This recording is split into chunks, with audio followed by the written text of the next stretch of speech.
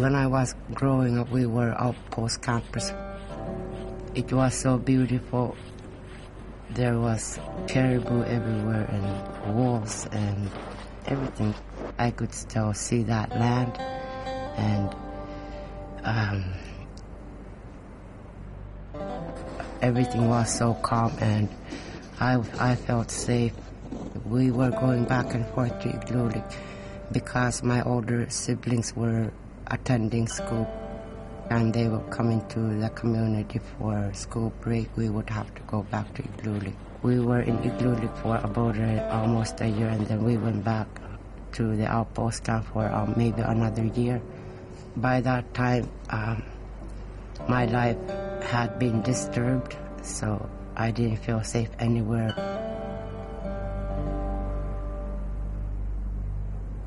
My name is Lavinia-Curly. My maiden name is Kapianak. I grew up in Igloolik, moved around from place to place since 17 years of age, and settled here in Qikitadrak.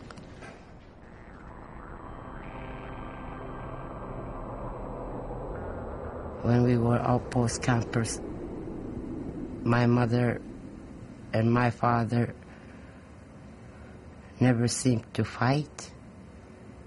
My parents were really good at telling me stories and telling me how to be a good person.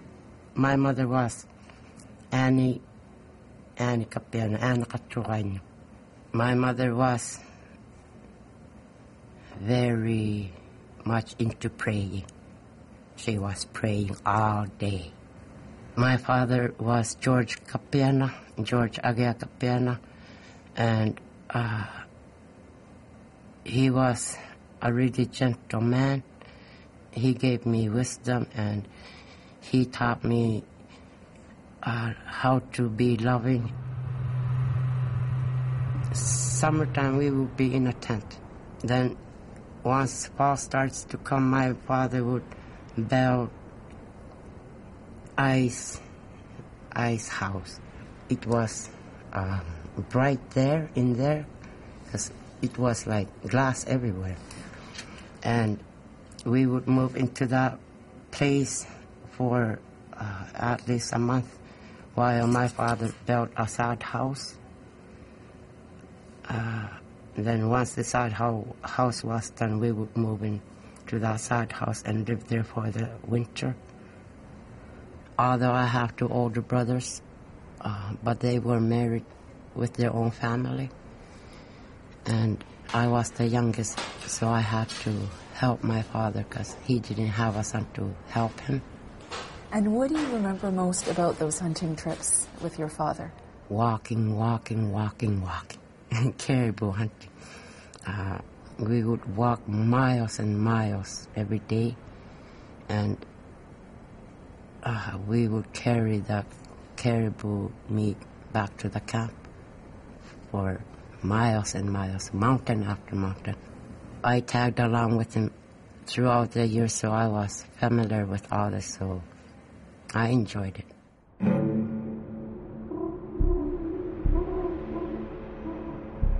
When you went from the outpost camp to Igloolik, you said that there was a time where you were disturbed.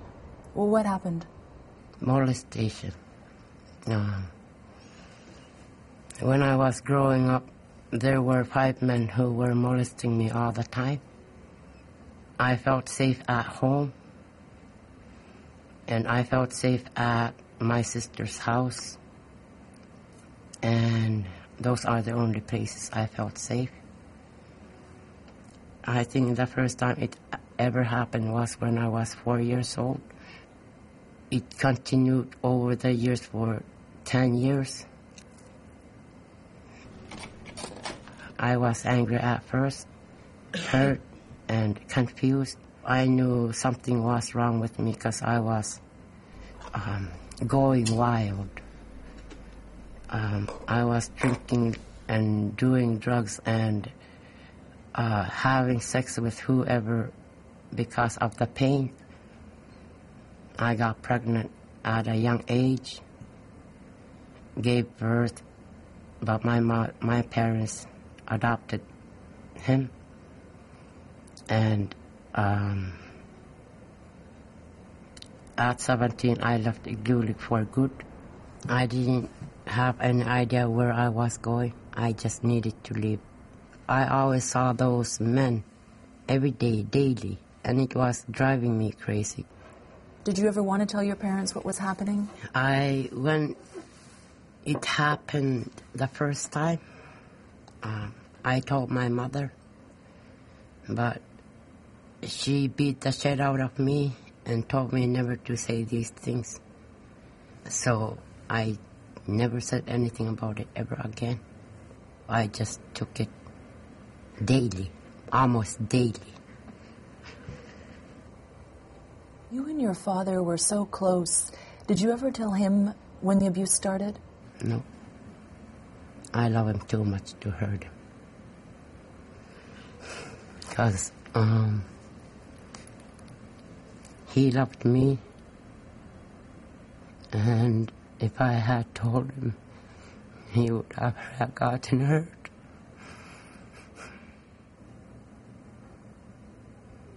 I sniffed a lot when I was a child because that was making me numb and not making me remember. I started using marijuana because it settled me, and then I started drinking. I just didn't care. If there were no booze, I think I would have gone crazy. I was drinking 365 days a year before. I drank for so many years, just drinking and partying and doing things that I regret. And I didn't know what was wrong with me. I thought I was so evil. I tried going to, what do you call those? Alcohol and drug treatment programs, but I was not talking about the sexual abuses still, so that didn't work. One day I was drunk and then I slashed my wrist, and I don't even remember how old I was. And then a few years later I did that again. And then the third time I tried committing suicide, I took lots of pills. And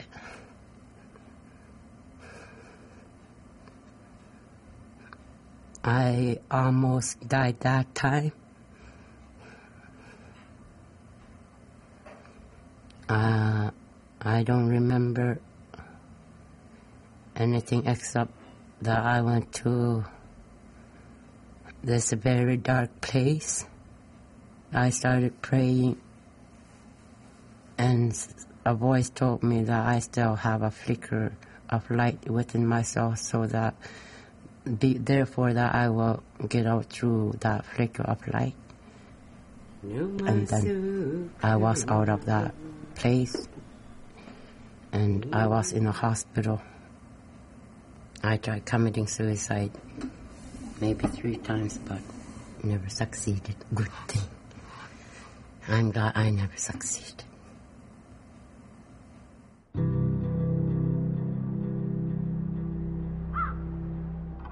The son I had before, he was also molested and raped as a child too.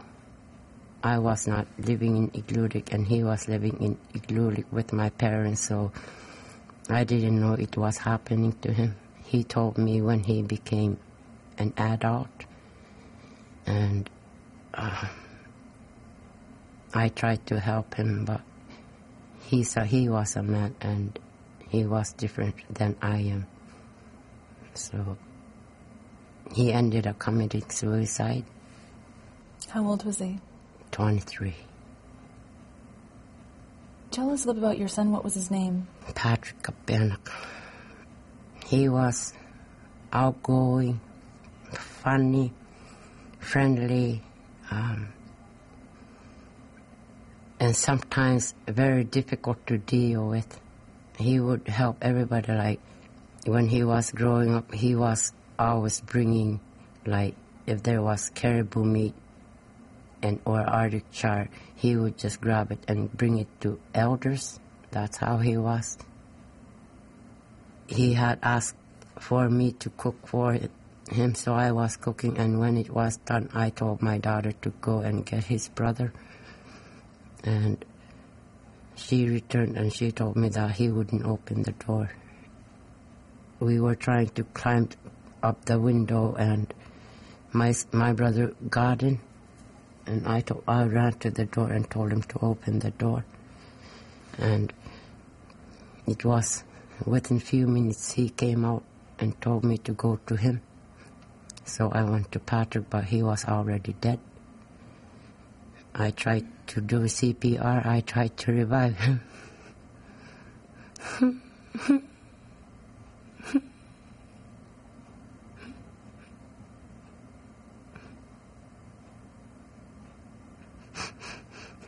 But I couldn't.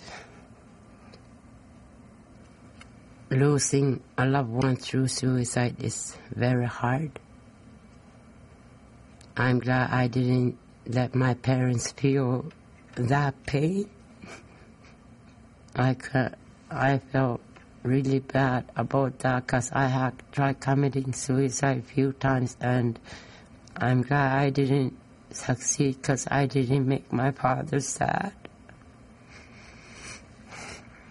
I don't want to cry.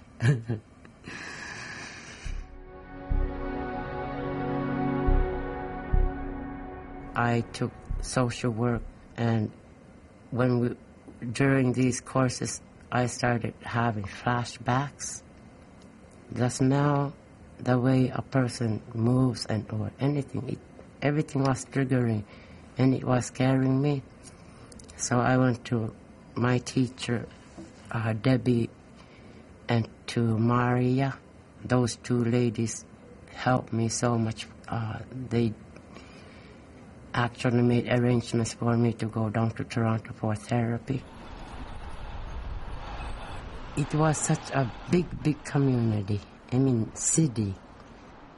It was like a never-ending story. And I went to Yonge Street, and that was like in a movie. My mind was just within the community, like within Nunavut, and what's in Nunavut. But when I went to Toronto, it was like a whole new world. The therapists were all Kadlunaks, white people. And because they were so good, they helped me to remember. I was crying for 3 whole days. I couldn't stop crying. I thought I would never stop crying. It was like someone had died. It was that feelings that I had lost someone. And on the 4th day, I started talking, and I have been talking since. That's when I didn't really want to drink anymore, because I started to care about myself. And when I was growing up, I thought my childhood was only just bad stuff, because I couldn't remember any good stuff. And when I started to heal, I started remembering good times with my mother too, and the loving times that she gave me, which I had never remembered for a long time. And I actually had fun as a child too. I thought I never had fun. And up to today, I'm still remembering my childhood.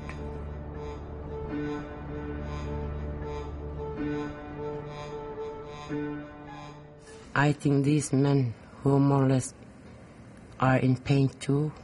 I always go back to these guys who molested me as a child. Attended school in Chesterfield, and these students were also molested by the people that were supposed to look after them.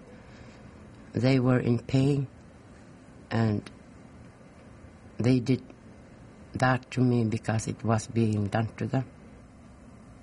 I started trying to heal. I went back to Igloolik to confront these men.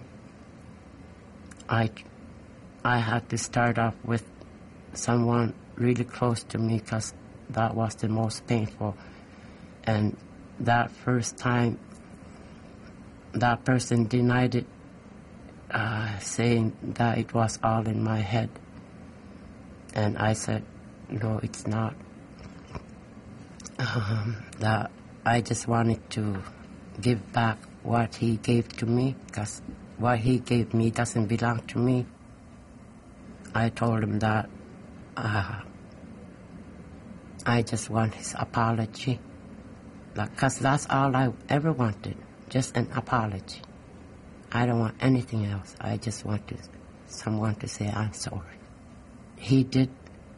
Maybe 4 years later, I accepted it in my head, but I didn't accept it in my heart. And then just recently, last year, I finally accepted it in my heart. I've been going through healing for so many years. It's going to be a lifelong process, I bet. I'm just living day to day. My life is pretty good. I don't have to worry about anything except my children. I want them to have a better life. I want them to have an easier life without struggling all the time. I love you. You cannot do it alone. Tell somebody, anybody. There are a lot of us who have been abused. A lot of us are willing to help. Once you say that you have been abused, then everything becomes easier. And before it starts controlling you, get help.